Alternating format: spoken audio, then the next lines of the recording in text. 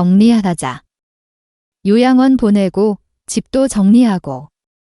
얇은 커튼 너머로 아들의 목소리가 들려오는 순간 저는 숨을 멈췄습니다. 온몸에 피가 차갑게 얼어붙는 것 같았습니다. 금방이라도 터져나올 것 같은 기침을 이불 속으로 삼키며 저는 죽은 듯이 누워 있어야만 했습니다. 바로 어제까지 제 손을 잡고 범원이라 부르며 눈물 찢던 아들이었습니다. 그 아들의 입에서 제 인생을, 제 존재를 정리하자는 말이 나올 줄은 꿈에도 몰랐습니다. 하나뿐인 아들 뒷바라지하느라 입을 것, 먹을 것 아껴가며 살았습니다. 아들을 기죽이지 않고 살게 하고 싶지 않아 결혼 전세금을 보태주고 나니 통장은 늘 바닥이었습니다. 이제는 손주까지. 그렇게 한 푼 두 푼 아끼며 쌓아 올린 내 평생이 그 아이들 눈에는 그저 정리해야 할 짐이었나 봅니다. 그 순간 저는 알았습니다. 아들이 원하는 건 어미의 회복이 아니라 정리라는 이름의 이별이었다는 것을. 그리고 그날부터 저도 마음속 정리를 시작했습니다. 그 아이가 절대 상상하지 못할 방식으로 말입니다. 무료로 하실 수 있는 구독과 좋아요를 눌러주시면 매일 따뜻한 이야기를 누구보다 먼저 만나보실 수 있습니다. 제 이름은 박순자, 올해 78입니다. 모든 것은 그날 아침에 시작되었습니다. 새벽녘 창밖은 아직 짙은 남색이었지만 제 몸은 수십 년간 그래왔듯 자연스레 아침을 맞이했습니다. 밥솥에 쌀을 안치고 어젯밤 다듬어 놓은 시래기를 삶았습니다. 남편이 세상을 떠난 뒤로 제 삶을 지탱해 준 것은 두 가지였습니다. 하나는 제 아들, 그리고 다른 하나는 이 새벽의 고단함이었습니다. 고단함 속에서는 슬픔도 외로움도 잠시 잊을 수 있었으니까요. 날이 틀 무렵 저는 리어카를 끌고 시장으로 향했습니다. 리어카가 덜거덕거리며 새벽 골목을 깨웠습니다. 시장은 이미 저처럼 부지런한 사람들로 활기가 돌기 시작했습니다. 생선가게 김 사장은 수조에 물을 채우고 있었고 떡집 순이 엄마는 하얀 김이 피어오르는 시루떡을 막 쪄내고 있었습니다. 저는 그 풍경 속에서 제가 살아있음을, 이 세상의 일부임을 느끼곤 했습니다. 순자 씨, 일찍 나왔네. 언니도 일찍이네. 오늘 물건 좋아해 서로 안부를 묻는 목소리, 흥정하는 소리, 사람 사는 냄새가 정겨웠습니다. 저는 제 좌판에 정성껏 삶은 시래기와 직접 말린 고사리를 펼쳐놓았습니다. 오늘도 이놈들 다 팔아서 우리 손주 녀석 용돈이라도 줘야지. 그렇게 생각하며 첫 손님을 기다리던 순간이었습니다. 갑자기 세상이 돌기 시작했습니다. 제 눈앞의 풍경이 마치 낡은 영상이 필름처럼 느리게, 그리고 어지럽게 흘러갔습니다. 귀에서는 윙 하는 소리가 울리고 발밑에 땅이 꺼지는 듯한 아찔함에 다리에 힘이 풀렸습니다. 저는 무언가를 붙잡으려 허공에 손을 뻗었지만 제 손에 잡힌 것은 아무것도 없었습니다. 그대로 저는 차가운 시멘트 바닥으로 무너져 내렸습니다. 아이고, 순자 씨. 왜 그래? 정신 차려봐. 옆 가게 과일 장수 최 씨의 다급한 목소리가 멀리서 들려오는 것 같았습니다. 누군가 제 등을 두드리고 누군가는 제 이름을 불렀지만 저는 대답할 기운조차 없었습니다. 그 소리와 함께 제 의식은 차갑고 축축한 바닥 아래로 끝없이 꺼져 들어가는 듯 했습니다. 정신을 차렸을 때 제 눈에 들어온 것은 낯선 하얀 천장과 코를 찌르는 소독약 냄새뿐이었습니다. 눈을 몇 번 깜빡이고 나서야 제가 병원 침대에 누워있다는 것을 알았습니다. 팔에는 차가운 링거 주사바늘이 꽂혀 있었습니다. 엄마, 제 손을 꼭 잡고 있던 아들 녀석이 제가 눈을 뜨자 울먹이며 말했습니다. 엄마, 정신이 좀 들어? 의사가 과로에 영양실조라고 당분간 입원해야 한대. 대체 왜 이렇게 몸을 돌보지 않은 거야? 내가 얼마나 놀랐는지 알아. 저는 아들의 걱정스러운 얼굴을 보며 미안한 마음에 희미하게 웃어 보였습니다. 괜찮다. 괜찮아. 어미가 돼서 자식한테 걱정만 끼치고 미안하다. 아들아, 남편 없이 혼자 몸으로 아등바등 살아오면서도 병원 신세 한 번 지지 않았던 저였습니다. 자식에게 짐이 되는 것만큼은 죽기보다 싫었는데 결국 이런 꼴을 보이고야만 제 자신이 부끄러웠습니다. 옆에 서 있던 며느리도 금방이라도 울 것처럼 눈시울을 붉히며 거들었습니다. 어머니, 미안하긴요. 저희가 더 죄송하죠. 진작 좀 더 챙겨드렸어야 했는데. 아무 걱정 마시고 여기서 푹 쉬세요. 병원비고 뭐고 저희가 다 알아서 할게요. 어머니는 그냥 기운만 차리시면 돼요. 저는 그 말에 마음이 놓였습니다. 그래도 내가 자식 하나는 잘 키웠지. 남편이 일찍 세상을 떠나고 혼자 아들을 키우면서 남들처럼 좋은 옷 한 번 못 사 입히고 맛있는 것 한 번 실컷 못 먹인 것이 늘 마음에 걸렸습니다.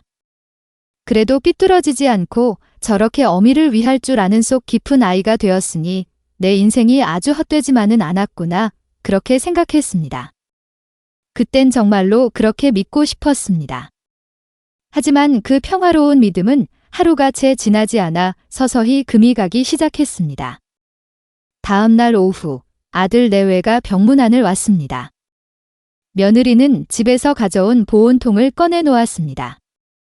어머니, 입맛 없으셔도 이거라도 좀 드세요. 어머님이 좋아하시던 전복죽이에요. 고맙다. 죽은 이상하게 목으로 넘어가지 않았습니다. 아들과 며느리의 얼굴에서는 분명 걱정하는 빛이 역력했지만 그들의 대화 속에는 무언가 다른 것이 섞여 있었습니다. 그래서 병원비는 얼마나 나왔대? 아들이 며느리에게 귓속말로 묻는 소리가 들렸습니다. 며느리는 한숨을 쉬며 대답했습니다. 일단 일주일 입원인데 이것저것 검사하면 만만치 않을 것 같아. 어머니 실비보험은 들어놓으신 거 있대. 저는 못 들은 척 창밖만 바라보았습니다. 물론 자식으로서 부모의 병원비를 걱정하는 것은 당연한 일일 겁니다. 하지만 그들의 목소리에는 저에 대한 걱정보다 돈에 대한 걱정이 훨씬 더 크게 실려 있는 것만 같았습니다. 제 심장이 차갑게 식어내리는 기분이었습니다. 잠시 후 며느리는 제게 다시 살갑게 물었습니다. 어머니, 집에는 별일 없으시죠? 저희가 매일 들러서 환기도 시키고 할게요. 뭐, 귀중품 같은 거 있으시면 저희가 따로 챙겨다 놓을까요? 도둑이라도 들면 큰일이잖아요. 귀중품이라니 평생을 시장 바닥에서 흙 묻히고 살아온 제게 귀중품이란 게 뭐가 있겠습니까? 저는 애써 웃으며 괜찮다고 말했습니다. 내 집에 도둑이 들게 뭐 있겠니? 낡은 살림살이밖에 없는 걸 그렇게 말하는 순간 며느리의 눈이 스치듯 제 손가락에 끼워진 낡은 금반지를 향하는 것을 저는 보고야 말았습니다. 남편이 살아생전 제 첫 생일에 선물해준 유일한 폐물이었습니다. 이거 팔아서 당신 맛있는 거라도 사주랴 수십 번을 말했지만 차마 그러지 못했던 제 분신과도 같은 반지였습니다. 그날 이후 아들 부부의 행동은 더욱 노골적으로 변해갔습니다. 제가 잠시 잠이 들었다 깨면 제 침대 옆에서 휴대폰으로 무언가를 열심히 검색하고 있었습니다.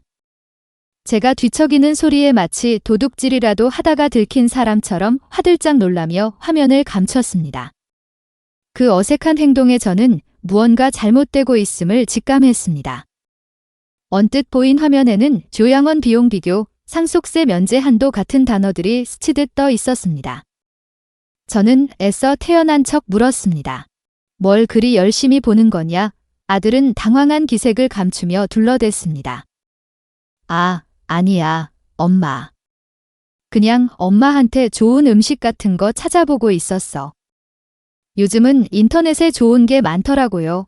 그 어설픈 거짓말에 저는 더 이상 아무것도 묻지 않았습니다. 묻는 것이 두려웠습니다. 그들의 입에서 제 귀로 직접 끔찍한 진실을 확인하게 될까 봐 그것이 너무나도 두려웠습니다. 저는 그저 믿고 싶었습니다. 내가 낳고 내 모든 것을 바쳐 키운 아들이다. 손주 녀석대학 보내겠다고 노후 자금을 다 털어주고 아들 전셋집 얻어주느라 내 집을 담보로 대출까지 받았던 나다. 그런 내게 설마 내 아들이 나를 짐짝처럼 생각할 리가 없다. 모두 내 기력이 쇠해서 내 마음이 약해져서 드는 헛된 의심일 뿐이다. 하지만 불안감은 독버섯처럼 제 마음속에서 계속해서 자라났습니다. 아들은 제 손을 잡고 걱정 마세요. 엄마. 저희가 있잖아요. 라고 말하면서도 그의 눈은 제 눈을 마주치지 않고 허공을 맴돌았습니다. 며느리는 어머니, 푹 쉬세요. 라고 말하면서도 틈만 나면 의사와 간호사를 붙잡고 제 병세가 얼마나 심각한지, 퇴원은 언제쯤 가능한지를 캐묻고 다녔습니다. 그들은 제 건강을 걱정하는 것이 아니었습니다. 제 상태를 확인하고 자신들의 계획을 세우고 있었던 것입니다. 그리고 마침내 제가 모든 희망을 놓아버리게 된 그날 밤이 찾아왔습니다. 그날따라 유난히 몸이 으슬으슬 떨리고 기침이 심해져는 일찌감치 잠자리에 들었습니다. 아들 내외는 제가 깊이 잠든 줄 알았던 모양입니다.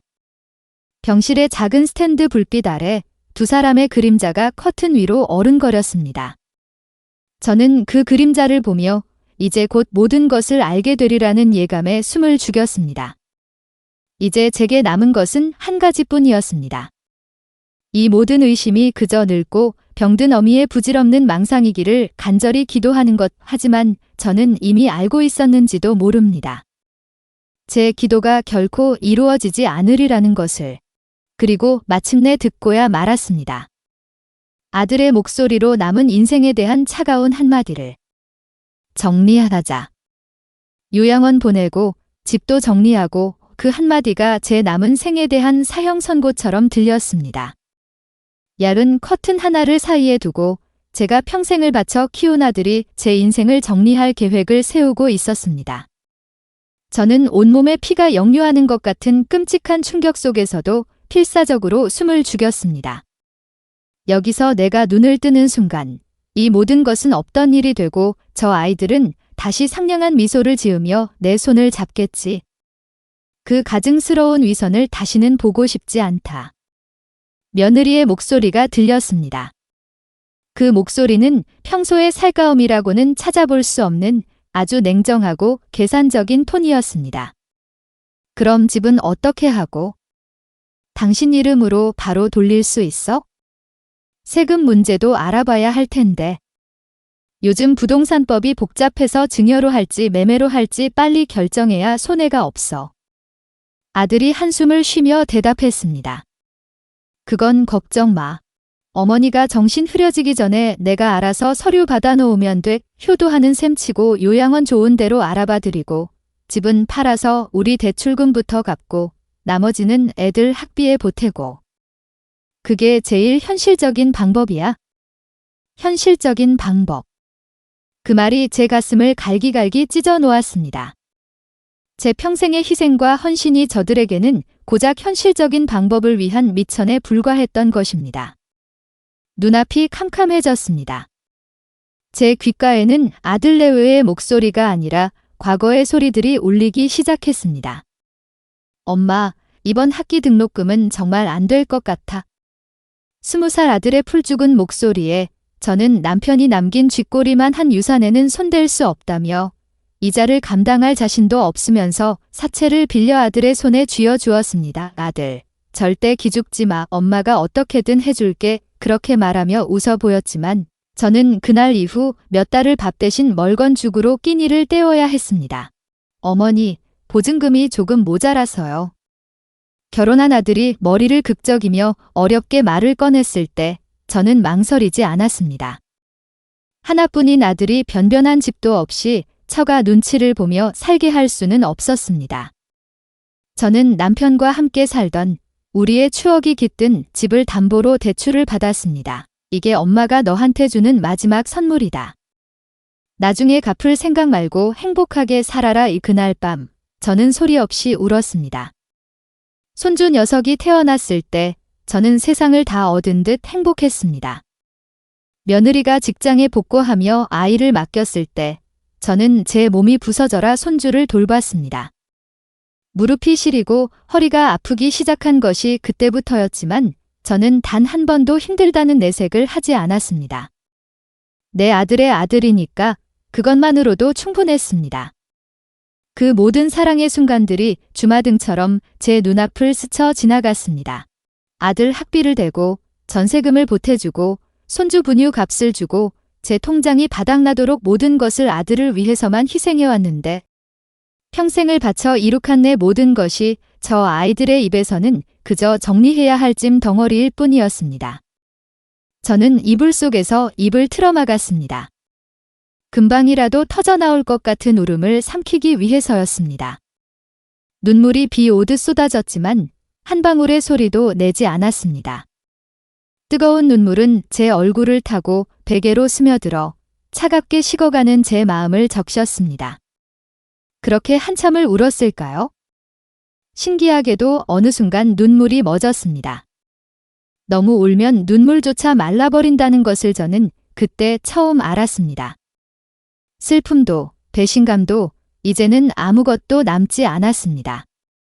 텅 비어버린 가슴에 차고 단단한 무언가가 제 안에서 조용히 자리 잡고 있었습니다. 그럼 내일 다시 와서 얘기하자. 어머니 깨시기 전에 가야지. 아들 내외가 병실을 나서는 소리가 들렸습니다. 문이 닫히고 병실 안에는 다시 완벽한 정적만이 남았습니다. 저는 천천히 눈을 떴습니다. 천장의 하얀 형광등이 흐릿한 눈물 너머로 번져 보였습니다. 저는 제 팔에 꽂힌 링거 바늘을 가만히 내려다보았습니다. 제 생명을 연장시켜주는 이 차가운 액체가 이제는 아무런 의미도 없는 것처럼 느껴졌습니다. 그 순간 저는 알았습니다. 아들이 원하는 건 어미의 회복이 아니라 정리라는 이름의 이별이었다는 것을.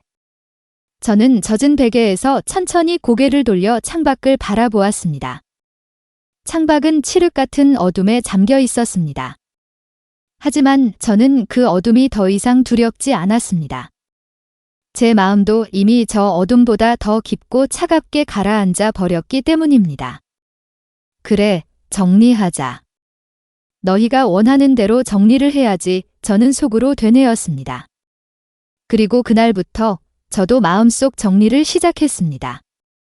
단, 그 아이들이 감히 상상조차 하지 못할 아주 서늘하고도 철저한 방식으로 말입니다. 그날 밤, 저는 제 인생에서 가장 길고도 고통스러운 밤을 보냈습니다. 하나의 결심만이 텅 빈 제 마음을 채우고 있었습니다. 내 인생은 너희가 정리하는 것이 아니다. 내 손으로 내가 직접 끝맺을 것이다. 그것이 내 마지막 남은 존엄을 지키는 유일한 길이었습니다. 다음 날 아침, 병실 창문으로 희미한 햇살이 비쳐들었습니다. 밤새 뜬 눈으로 천장만 바라보던 저는 아침이 오는 것이 지옥 같으면서도 한편으로는 기다려졌습니다. 전쟁을 앞둔 병사의 심정이 이러할까요? 두렵지만 피할 수 없기에 차라리 빨리 시작되기를 바라는 마음. 제 마음이 그러했습니다.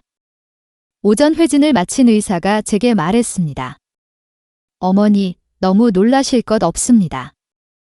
큰 병은 아니지만 연세도 있으시고 몸이 많이 쇠약해지셨어요. 당분간은 절대 무리하시면 안 됩니다. 퇴원하시더라도 꼭 보호자분이 옆에서 돌봐드려야 해요. 의사의 말이 끝나자마자 때를 기다렸다는 듯 아들 내외가 병실로 들어왔습니다. 어젯밤 제 인생을 정리하려던 바로 그 아이들이었습니다.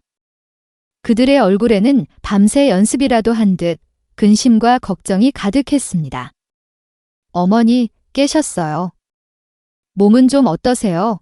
며느리가 제 손을 잡으며 물었습니다. 저는 그 손이 소름 끼치게 싫었지만 뿌리치지 않았습니다. 오히려 힘없이 그 손을 마주 잡았습니다. 이제부터 제 인생의 마지막 연극이 시작될 것이니까요. 저는 쉰 목소리로 아주 느리게 입을 열었습니다. 괜찮다. 이제 다 괜찮아. 이 제 말에 아들이 안도하는 표정을 짓다가 다시 슬픈 표정을 지어 보였습니다. 참으로 훌륭한 연기력이었습니다. 어쩌면 저보다 한 수 위일지도 몰랐습니다. 엄마, 의사 선생님 말씀 들었지? 이제 혼자 시장 같은 데 나가시면 절대 안 돼. 우리가 엄마를 모셔야 할 것 같아. 모신다는 말이 귓가에 울리는 순간 저는 속으로 비웃었습니다. 그들이 말하는 모신다는 것의 진짜 의미를 저는 이미 알고 있었습니다. 저는 가장 비참하고 모든 것을 잃은 늙은 어미의 얼굴을 하고 아들을 올려다보았습니다. 제 눈에는 일부러 희미한 눈물까지 맺히게 했습니다. 내가 너희에게 짐이구나. 평생을 짐으로만 살았는데 늙어서까지 짐이 되는구나. 미안하다. 정말 미안하다. 아들아. 제 눈물 젖은 목소리에 며느리가 황급히 손을 내저었습니다. 어머니, 무슨 그런 섭섭한 말씀을 하세요. 짐이라니요. 저희가 어머니 하나 못 모실까 봐요? 저희 걱정은 마시고 어머니 몸만 생각하세요. 참으로 달콤한 거짓말이었습니다. 그들의 위선적인 말을 들으며 저는 제 안의 차가운 결심이 더욱 단단해지는 것을 느꼈습니다. 아들은 이쯤에서 분위기가 무르익었다고 판단했는지 가장 중요한 본론을 아주 조심스럽고 효심 가득한 아들의 목소리로 연기하며 꺼냈습니다. 그래서 말인데, 엄마. 우리가 엄마를 집으로 모시는 것도 좋지만 사실 요즘은 요양시설이 훨씬 더 잘 돼 있대. 전문 간호사도 있고 물리치료도 매일 받을 수 있고. 그게 엄마 건강을 위해서는 더 좋을 수도 있겠다는 생각이 들어서 조심스럽게 제 눈치를 살피며 말을 맺는 그를 저는 떨리는 목소리로 되물었습니다. 요양원이라고. 이 어미를 요양원에 보내겠다는 말이냐? 제 반응에 아들 내외는 당황한 기색이 역력했습니다. 그들은 서로 눈치를 보더니 아들이 다시 저를 설득하기 시작했습니다. 아니, 엄마, 그런 뜻이 아니라. 엄마를 버리겠다는 게 아니라 거기가 훨씬 더 편하고 좋으니까. 저희가 주말마다 엄마 좋아하는 음식 싸들고 찾아갈게. 다 엄마를 위한 최선의 방법이라고 생각해서 그런 거야. 최선의 방법. 저는 그 말을 들으며 천천히 눈을 감았습니다. 그리고 다시 눈을 떴을 때 제 눈에는 체념과 슬픔만이 가득했습니다. 저는 힘없이 고개를 끄덕였습니다. 알겠다. 알겠어. 너희가 그렇다면 그래야지. 어미가 돼서 자식 앞길을 막을 수는 없는 것이니. 제 체념 가득한 대답에 아들과 며느리의 얼굴에 순간적으로 스쳐 지나가는 안도와 기쁨의 빛을 저는 놓치지 않았습니다. 그들은 자신들의 계획이 성공했다고, 이 늙은 어미가 마침내 모든 것을 포기했다고 확신하는 듯 했습니다. 어머니, 정말 잘 생각하셨어요. 저희가 정말 좋은 곳으로 알아볼게요. 조금만 기다리세요. 며느리가 제 손을 잡으며 말했지만 저는 아무런 대답도 하지 않았습니다. 그들이 병실을 나서는 소리가 들렸습니다. 문이 닫히고 병실 안에는 다시 정적이 찾아왔습니다. 제 침대 옆 탁자 위에는 그들이 두고 간 화려한 색상의 요양원 팸플릿이 놓여 있었습니다. 저는 그 종이를 물끄러미 바라보았습니다. 편안한 노후, 제2의 가족이라는 위선적인 문구가 제 눈을 어지럽혔습니다. 저는 그 팸플릿을 손에 쥐었습니다. 그리고 힘없이 구겨버리는 대신 반듯하게 접어 탁상 위에 다시 내려놓았습니다. 그래, 너희가 정해준 나의 마지막 거처, 기꺼이 가주마. 하지만 그곳으로 가는 길은 너희가 생각하는 길과는 전혀 다를 것이다. 이 어미가 너희를 위해 아주 특별한 길을 준비해 두었으니 이제 마지막 연극을 시작할 때였습니다. 그 후 며칠 사이 저는 제 아들과 며느리에게 완벽한 짐이 되어 주었습니다. 그들은 제가 모든 것을 체념하고 정신마저 흐릿해진 늙은이로 여기는 것이 분명했습니다. 그들의 눈빛에는 이제 동정심조차 남아있지 않았습니다.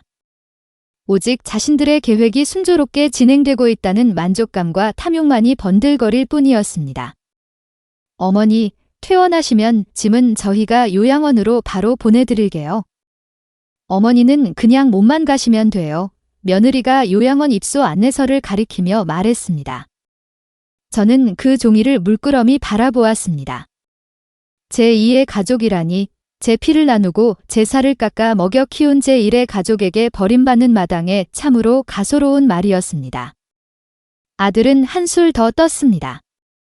엄마, 집에 있는 통장이나 인감 같은 건 어디다 뒀어? 우리가 엄마 대신 이것저것 정리하려면 필요하잖아. 괜히 잃어버리면 복잡해지니까 우리가 잘 보관해 줄게. 수면 위로 그들의 마지막 목표가 드러나는 순간이었습니다. 남편이 제게 남겨준 이 낡은 집과 얼마 되지 않는 돈이 들어있는 통장. 그것이 그들의 종착지였습니다. 저는 가장 어리석고 아무것도 모르는 표정을 지으며 대답했습니다. 장롱 둘째 서랍에 다 넣어뒀는데. 그게 왜? 제 어수룩한 대답에 아들 내외는 안심한 듯 서로 눈빛을 교환했습니다. 엄마는 이제 아무 걱정하지 말고 우리만 믿어. 우리만 믿으라고. 저는 그 말을 들으며 제 마음속 마지막 남은 미련의 불씨마저 완전히 꺼져버리는 것을 느꼈습니다. 이제 제게 남은 것은 오직 하나의 길뿐이었습니다. 그날 밤 아들 내외가 돌아가고 저는 홀로 병실에 남았습니다. 저는 남편의 낡은 흑백 사진을 꺼내 들었습니다. 사진 속 남편은 주름진 얼굴 그대로 온화한 모습으로 저를 보고 있었습니다. 저는 그 사진을 가슴에 품고 한참을 소리 없이 울었습니다. 여보, 어떻게 이럴 수가 있어? 내가 평생을 바쳐 키운 아들이 나를 버리려고 해. 당신이 남겨준 이 집마저 빼앗으려고 한다고. 내가 어떻게 키웠는데. 당신이 떠나던 날 내 손잡고 뭐라고 했어? 우리 아들 세상에 부끄럽지 않게 바르고 훌륭한 사람으로 키워달라고 했잖아. 나 정말 그렇게 하려고 평생을 발버둥 쳤는데. 내가 뭘 잘못한 걸까, 여보? 눈물이 사진 위로 뚝뚝 떨어졌습니다. 남편의 웃는 얼굴이 눈물에 번져 일그러졌습니다. 저는 손등으로 거칠게 눈물을 닦아냈습니다. 울고 있을 때가 아니었습니다. 약해져서는 안 됐습니다. 저는 남편이 제게 남겼던 마지막 말을 떠올렸습니다. 아들을 잘 키워달라는 말과 함께 남편은 제게 또 다른 말을 남겼었습니다. 당신은 나 없어도 세상에서 가장 귀하고 당당한 사람이야. 그러니 절대 기죽지 말고 누구 앞에서도 비굴해지지 마오. 당신 자신을 지켜. 꼭 약속해줘. 약속. 저는 그 약속을 잊고 있었습니다. 자식에게 헌신하는 것이 제 삶의 전부라 믿으며 정작 제 자신을 돌보는 법은 잊고 살았습니다.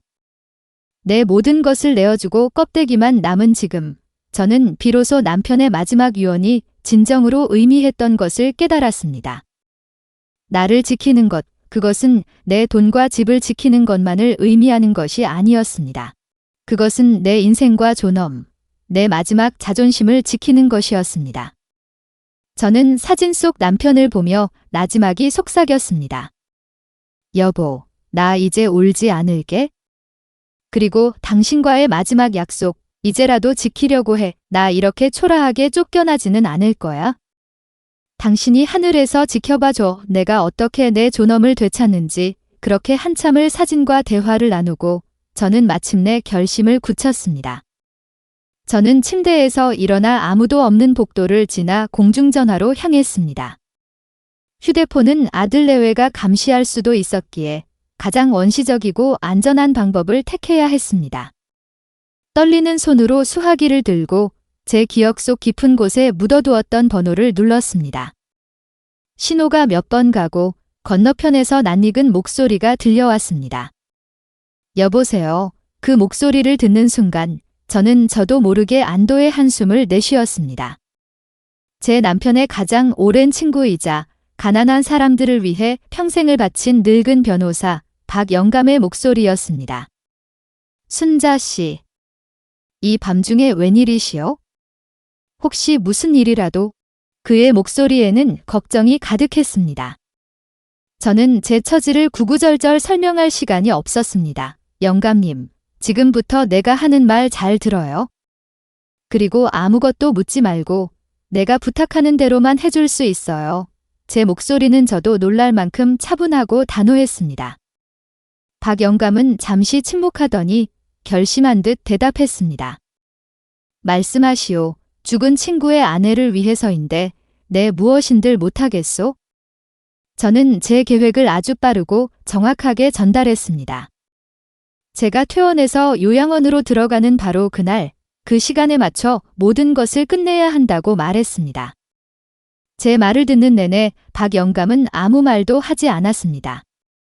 모든 설명이 끝나고 제가 물었습니다. 해주실 수 있겠어요? 수화기 너머로 박 영감의 깊은 한숨 소리가 들려왔습니다.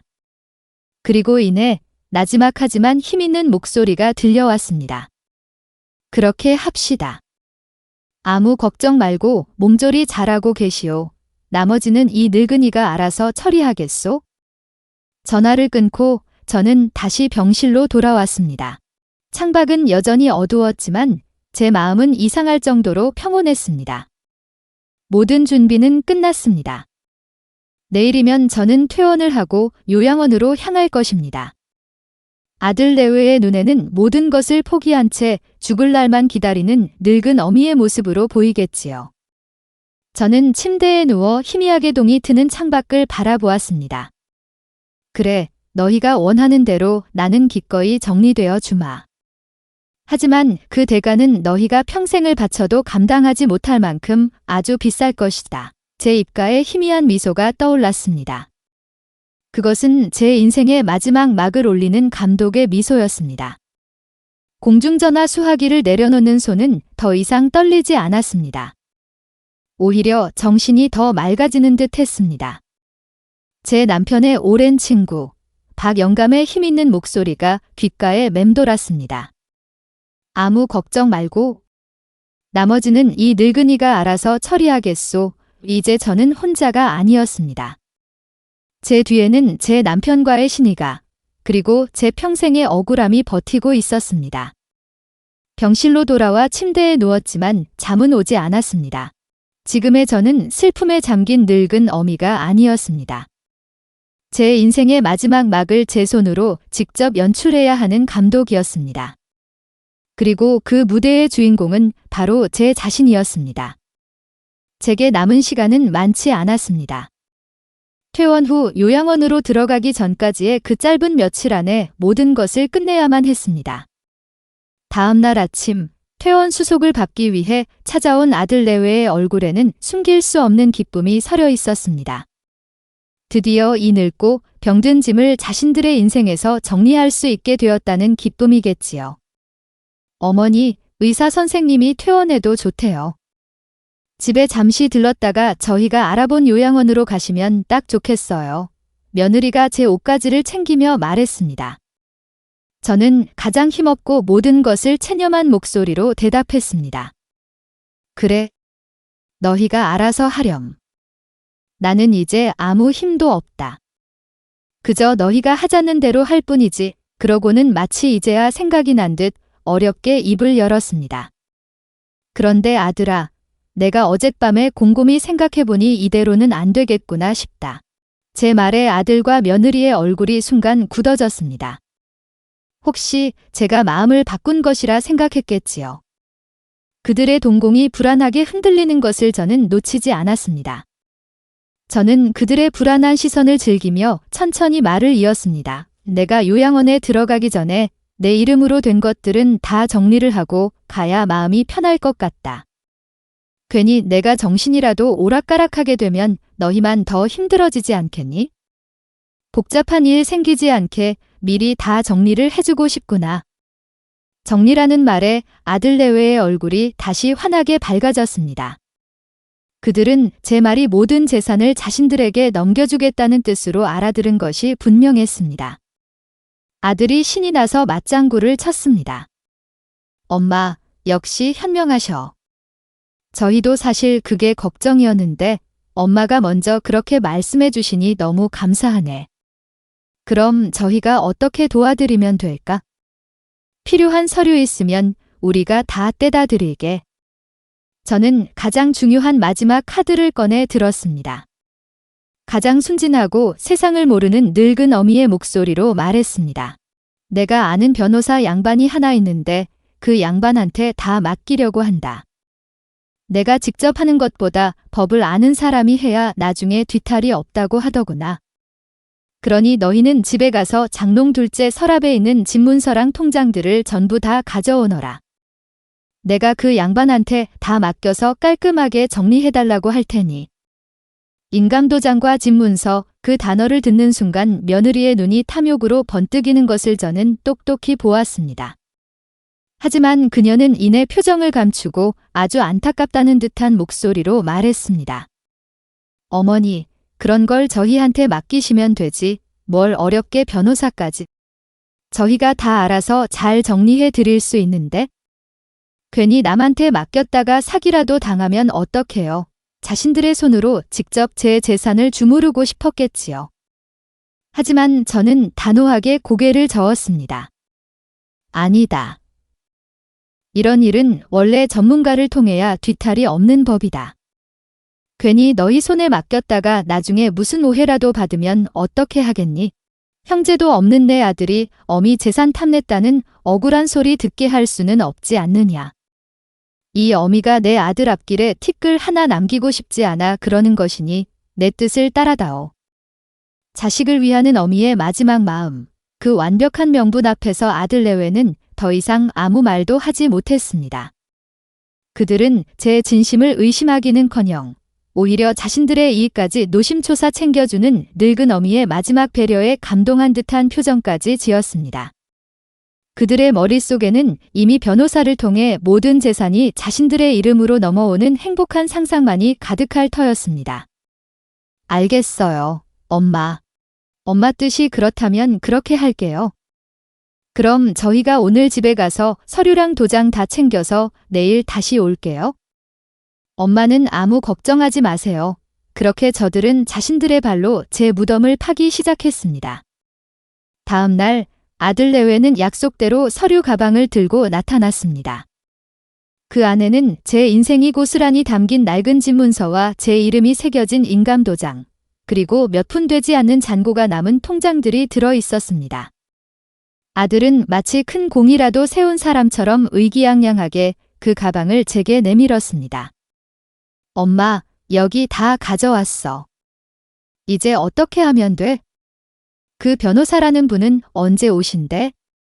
저는 그 서류 가방을 받아들고 제 침대 옆 탁상 위에 올려놓았습니다.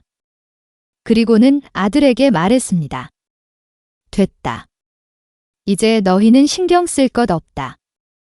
내가 알아서 그 변호사 양반 오라고 해서 다 처리할 테니 너희는 이제 요양원이나 한 번 더 잘 살펴봐 다오. 마지막 가는 길, 좋은 데로 가고 싶구나.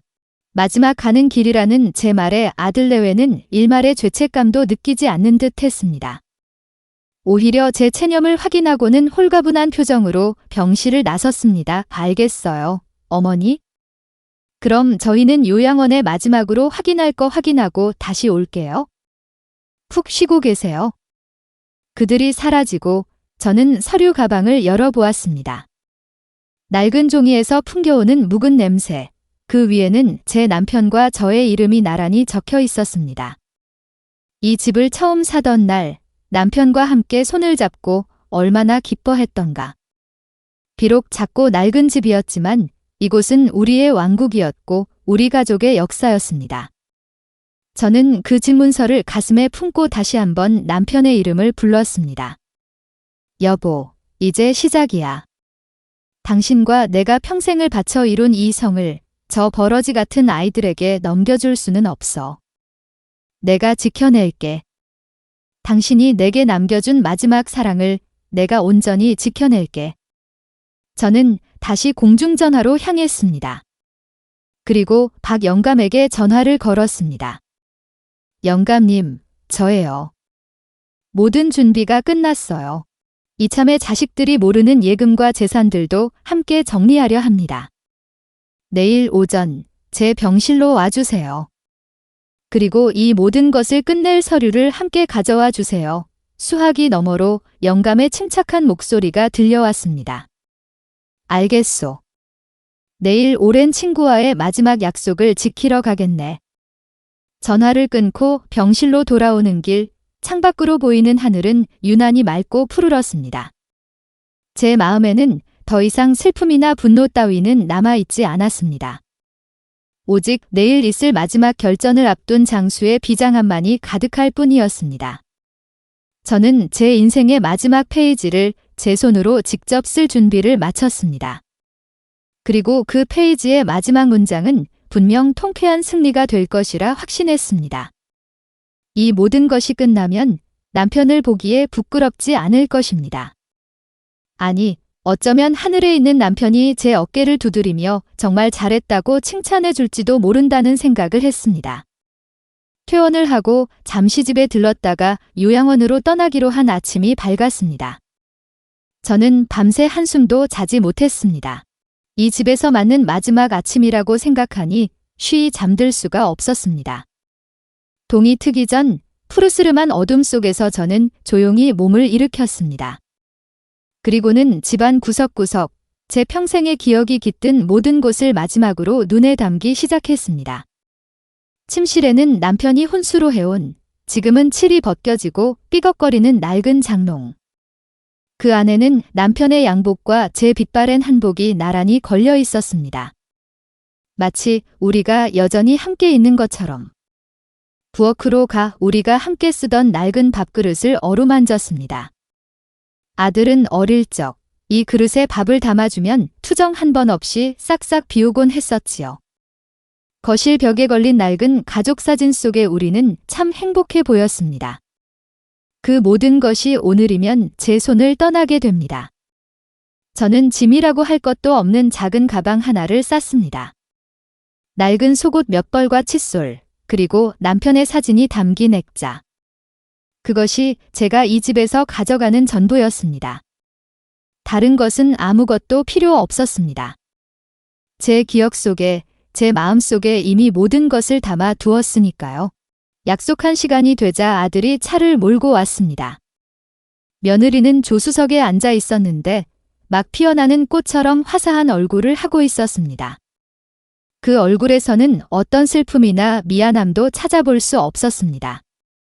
오직 마침내 귀찮은 짐을 덜어낸다는 홀가분함과 새로운 미래에 대한 기대감만이 가득했습니다. 어머니, 준비 다 되셨어요? 아이고, 짐이 이것뿐이세요? 나머지 필요한 건 저희가 다 정리해서 가져다 드릴게요. 이제 가시죠. 아들은 제 작은 가방을 받아들며 활기차게 말했습니다. 저는 마지막으로 집을 한번 돌아보고 말없이 차에 올랐습니다. 대문이 닫히는 소리가 마치 제 인생의 한 시대가 끝났음을 알리는 소리처럼 무겁게 들렸습니다. 차가 출발하고 익숙한 동네 풍경이 창밖으로 스쳐 지나갔습니다. 제가 매일 장을 보던 골목 시장, 손주 손을 잡고 거닐던 공원, 남편과 함께 낡은 지붕을 고쳤던 기억들. 그 모든 것이 제게 마지막 인사를 건네는 것 같았습니다. 저는 눈물이 날 것 같았지만 입술을 깨물고 꾹 참았습니다. 지금 제가 흘려야 할 것은 눈물이 아니었습니다. 앞 좌석에서는 아들과 며느리의 들뜬 목소리가 들려왔습니다. 그들은 제가 바로 뒷좌석에 앉아 있다는 사실을 잊은 듯 자신들의 미래에 대한 계획을 노골적으로 떠들어대기 시작했습니다. 아니, 어쩌면 제가 듣고 있다는 것을 알면서도 이제는 아무 상관없다는 듯이 일부러 더 보란 듯이 떠드는 것인지도 몰랐습니다. 여보, 집 팔면 대출금부터 갚고 남는 돈으로 당신 차부터 바꿔야겠다. 요즘 나오는 신차가 그렇게 좋다던데. 그리고 우리의 유학 자금도 좀 보태고 아들의 목소리에는 숨길 수 없는 흥분이 섞여 있었습니다. 며느리가 맞장구를 쳤습니다. 나는 저 안방에 있는 촌스러운 붙박이장, 그거 꼭 뜯어내고 싶었어. 그게 뭐야? 인테리어 전체를 화이트 톤으로 싹 바꾸고 다음 달에 내 친구들 불러서 집들이 하면 다들 얼마나 부러워하겠어. 우리 엄마가 남겨주신 집이라고 해야지. 효자 아들 둔 덕에 호강한다고들 하겠네. 효자 아들. 그 말이 제 귀를 후벼 팠습니다. 저들의 대화 속에서 저는 더 이상 한 사람의 인간이 아니었습니다. 저는 그저 그들의 새로운 삶을, 그들의 탐욕을 채워줄 재산에 불과했습니다. 엄마 요양원은 우리가 매달 갈 필요는 없고 한 달에 한 번 정도 과일이라도 사들고 가면 되지. 어차피 거기서 친구들도 사귀고 하면 우리 찾는 것보다 그게 더 편하실 거야. 당연하지. 우리가 너무 자주 찾아가면 오히려 적응하는데 방해만 될 수도 있어. 다 어머니를 위해서 그러는 거지? 저는 그들의 역겨운 위선을 들으며 눈을 감았습니다. 제 심장은 더 이상 아프지 않았습니다. 이미 모든 감정이 제가 되어버린 듯 그저 고요했습니다. 오히려 그들의 어리석은 탐욕이 제 마지막 계획에 대한 확신을 더해주고 있었습니다. 저들은 지금 자신들이 손에 쥔 것이 무엇인지 전혀 모르고 있었습니다. 자신들이 지금 어디로 달려가고 있는지도 전혀 깨닫지 못하고 있었습니다. 1시간쯤 달렸을까 차는 낯선 교회의 풍경 속으로 들어섰습니다. 그리고 이내 실버타운이라는 이름에 보기에는 아주 깨끗하고 현대적인 건물 앞에 멈춰 섰습니다. 요양원이라는 이름 대신 실버타운이라는 그럴듯한 이름으로 포장해 놓은 곳이었습니다. 아들 내외는 홀가분한 표정으로 차에서 내렸습니다. 어머니, 도착했어요. 어때요? 공기도 좋고 시설도 깨끗하고 정말 좋죠? 저희가 어머니 생각해서 얼마나 신경 써서 고른 곳인데요. 간호사 한 명이 사무적인 미소로 저를 맞았습니다. 어머님, 이쪽으로 오세요. 오늘부터 제가 지낼 방이었습니다. 제가 배정받은 2인실은 창가 쪽 자리였습니다. 방 안에는 소독약 냄새와 낯선 사람들의 채취가 뒤섞인 차갑고 적막한 공기만이 가득했습니다. 이곳이 제 남은 인생을 보낼 곳이란 말인가? 아들 내외는 제 짐 가방을 침대 옆에 내려놓고는 아주 형식적인 작별 인사를 건넸습니다. 어머니, 그럼 저희는 이제 가볼게요. 처리할 일들이 좀 남아서요. 필요한 거 있으면 전화하시고요. 저희가 자주 찾아뵐게요. 그들은 단 한 번도 저를 제대로 돌아보지 않았습니다. 그들의 마음은 이미 제가 남기고 온 집과 그 집을 팔아 손에 쥘 돈에가 있었습니다. 저는 아무 말 없이 그들의 뒷모습을 바라보았습니다. 마침내 병실 문이 닫혔습니다. 철컥하는 소리와 함께 저는 이 작은 방에 완전히 혼자 남게 되었습니다. 저는 천천히 딱딱한 침대의 가장자리에 걸터 앉았습니다. 창밖으로는 제가 평생을 살아온 세상과 단절된 듯한 낯선 풍경만이 펼쳐져 있었습니다. 슬픔도, 외로움도, 분노도 느껴지지 않았습니다. 오직 거대한 폭풍이 지나간 뒤의 고요함만이 저를 감싸고 있었습니다. 저는 제 무릎 위에 놓인 낡고 작은 손가방을 열었습니다. 그리고 그 안에서 남편의 흑백 사진을 꺼내 들었습니다. 저는 남편의 사진을 가만히 내려다보았습니다. 그리고 제 입가에 아주 희미하고도 서늘한 미소가 떠올랐습니다. 그것은 패배자의 체념이 아닌 모든 준비를 마친 승리자의 미소였습니다. 지금쯤 박 영감은 약속대로 움직이고 있을 것입니다. 지금쯤 제 이름으로 된 모든 것은 흔적도 없이 사라지고 있을 것입니다. 저는 창밖으로 지는 해를 바라보았습니다. 제 인생의 해도 이렇게 지는 것처럼 보이겠지요. 하지만 내일 아침 제가 맞이할 태양은 어제의 태양과는 전혀 다른 아주 새로운 태양이 될 것이었습니다. 그 태양은 오직 저만을 위해 떠오를 것입니다. 그리고 그 빛 아래에서 제 아들 내외는 인생에서 가장 혹독한 대가를 받게 될 것입니다. 주차장으로 향하는 아들 내외의 뒷모습이 눈에 선했습니다.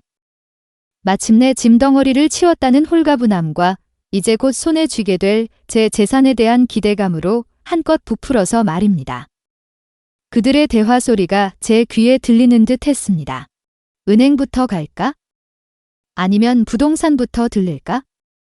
엄마 집이 이제 우리 집이잖아. 빨리 가서 도배부터 새로 해야지. 그 돈이면 우리 아들 유학 보내고도 남겠어. 당신도 이제 그 낡은 차 바꿀 때 됐고. 저는 눈을 감았습니다. 그들의 어리석은 웃음소리가 탐욕에 번들거리는 그 눈빛이 눈앞에 선했습니다. 그래, 실컷 웃어 두어라. 마음껏 기대하고 한껏 부풀어 올라라.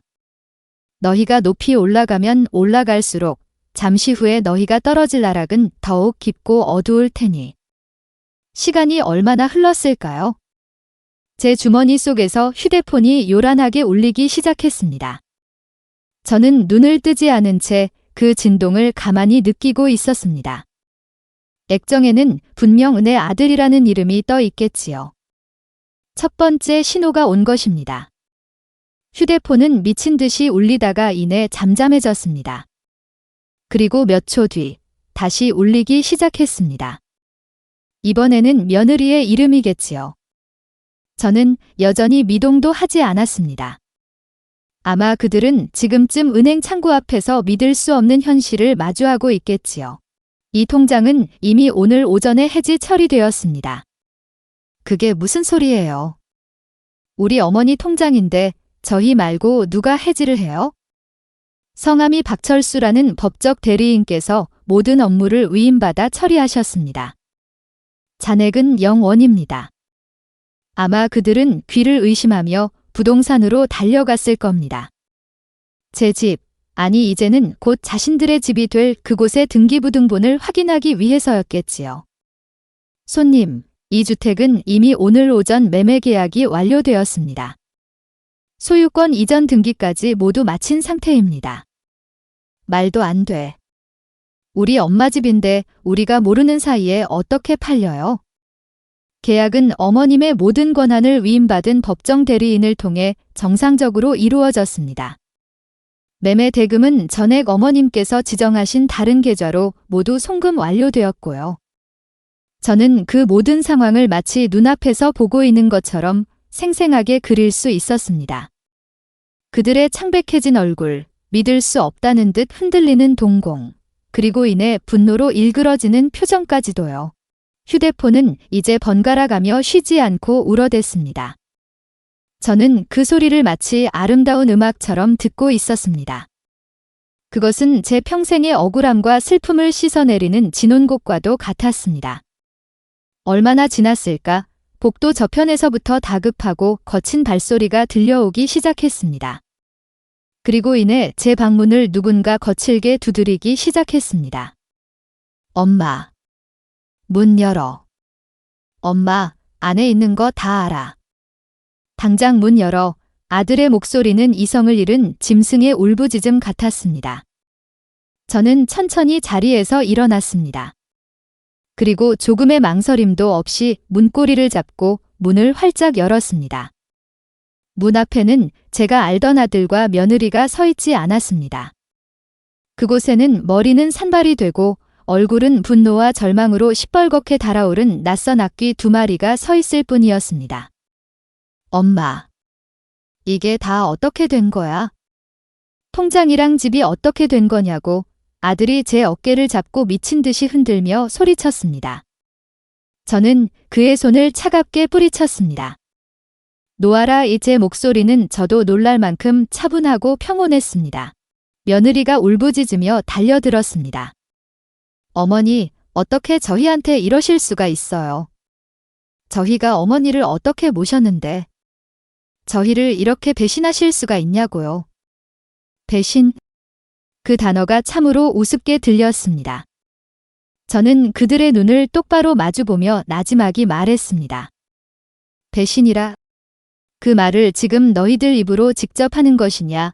제 서늘한 목소리에 그들은 순간 할 말을 잃은 듯 했습니다. 저는 한 걸음 더 다가가 그들의 일그러진 얼굴을 자세히 들여다보았습니다. 나는 너희에게 모든 것을 주었다. 내 젊음, 내 건강, 내 남은 인생까지도. 그런데 너희는 내게 무엇을 주었느냐? 엄마, 그게 무슨 소리야? 우리가 엄마를 얼마나 걱정했는데. 걱정. 너희가 한 것은 걱정이 아니었다. 그것은 계산이었지? 이 늙은 어미가 언제 죽는지, 내 재산이 얼마나 되는지, 어떻게 하면 그것을 온전히 너희 것으로 만들 수 있을지에 대한 아주 치밀하고도 역겨운 계산. 제 말에 그들의 얼굴에서 핏기가 가시기 시작했습니다. 그들은 자신들의 모든 계획을 제가 알고 있었다는 사실에 경악하는 듯 했습니다. 너희는 나를 이 차가운 방에 버리며 모든 정리가 끝났다고 생각했겠지. 하지만 너희는 틀렸다. 진짜 정리는 이제부터 시작이니까. 저는 뒤에 있던 작은 가방을 열었습니다. 그리고 남편의 사진이 담긴 액자를 꺼내 들었습니다. 이 집과 그 안에 든 모든 것은 너희 것이 아니다. 그것은 너희 아버지가 평생을 땀 흘려 우리 가족을 위해 남겨준 마지막 사랑이었다. 그리고 너희는 그 사랑을 짓밟고 그 존엄을 팔아넘기려 했다. 아니야. 우린 그런 게 아니었어. 시끄럽다. 저는 그들의 변명을 단호하게 잘랐습니다. 너희는 내게 물었지? 통장과 집이 어떻게 된 거냐고. 이제 내가 대답해 주마에 저는 그들을 지나쳐 창가로 걸어갔습니다. 그리고 창밖으로 지는 해를 등지고 그들에게 가장 잔인하고도 명쾌한 진실을 선언했습니다. 내 인생은 너희가 정리하는 것이 아니다. 내 손으로 내가 직접 정리하는 것이다. 너희 아버지가 남겨준 모든 것은 세상에서 가장 필요한 사람들에게 돌아갈 수 있도록 내가 모두 정리했다. 그들은 그 자리에 주저앉고 말았습니다. 며느리는 실성한 사람처럼 울부짖기 시작했고 아들은 텅 빈 눈으로 허공만 바라보고 있었습니다. 말도 안 돼. 말도 안 돼. 그들의 절망적인 모습을 저는 아무런 감정 없이 내려다보았습니다. 제 마음속에는 더 이상 분노도 슬픔도 남아있지 않았습니다. 오직 모든 것을 되찾은 자의 공허하고도 완전한 평온만이 가득할 뿐이었습니다. 소란을 듣고 달려온 요양원 직원들이 넋이 나간 아들 내외를 부축해 밖으로 끌고 나갔습니다. 그들은 마지막까지 제게 무어라 소리쳤지만 그 목소리는 더 이상 제게 닿지 않았습니다. 문이 다시 닫히고 방 안에는 다시 완벽한 정적이 찾아왔습니다. 저는 남편의 사진을 가슴에 품고 조용히 눈을 감았습니다. 여보, 내가 해냈어. 당신과 나의 존엄을 내가 지켜냈어. 윗뜨거운 눈물 한 방울이 뺨을 타고 흘러내렸습니다. 그것은 제 평생의 한을 씻어내리는 마지막 눈물이었습니다. 그들이 짐승처럼 울부짖으며 끌려나간 뒤 방에는 다시 완벽한 고요가 찾아왔습니다. 저는 뜬 눈으로 창밖이 푸른 빛으로 물들기 시작하는 새벽을 맞았습니다. 어젯밤의 소동은 마치 다른 세상의 일처럼 아득했고 제 마음은 그 어떤 파문도 일지 않는 깊고 차가운 호수와도 같았습니다. 며칠이 흘렀습니다. 요양원의 시간은 느리게 그리고 단조롭게 흘러갔습니다. 정해진 시간에 밥을 먹고 정해진 시간에 약을 먹고 정해진 시간에 잠자리에 들었습니다. 아들 내외에게서는 더 이상 아무런 연락도 오지 않았습니다.